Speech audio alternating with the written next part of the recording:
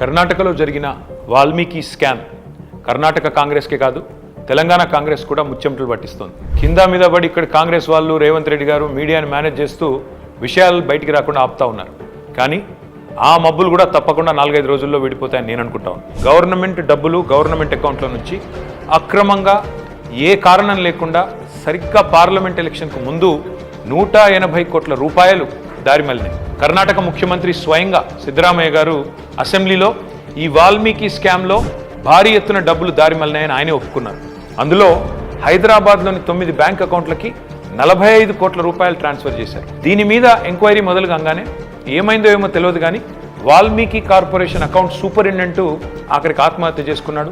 ఇవాళ ఆయన కుటుంబం రోడ్డున పడే పరిస్థితి. బ్యాంక్ అధికారులతో సహా 11 మందిని ఈడీ అరెస్ట్ చేసింది.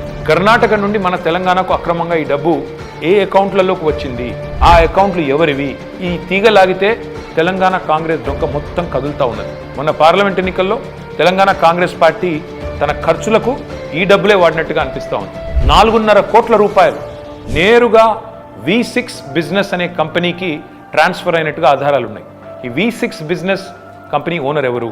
SIT, CID, ED ఈ దాడులన్నీ జరిగిన తర్వాత కూడా మన తెలుగు మీడియాలో ఈ వార్తలు రాకుండా అడ్డుకుంటున్నది ఎవరు?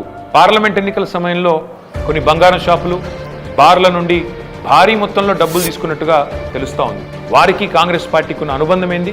ఇవన్నీ కూడా బయటికి రావాలి. కర్ణాటక ముఖ్యమంత్రి సిద్ధరామయ్యను గనక పొరపాటున తొలగిస్తే పక్కన ఉన్న తెలంగాణ సర్కారు కూడా కూలుతుంది అని ఈ మధ్యనే కర్ణాటక మంత్రి సతీష్ జరికోలి అంటున్నారు.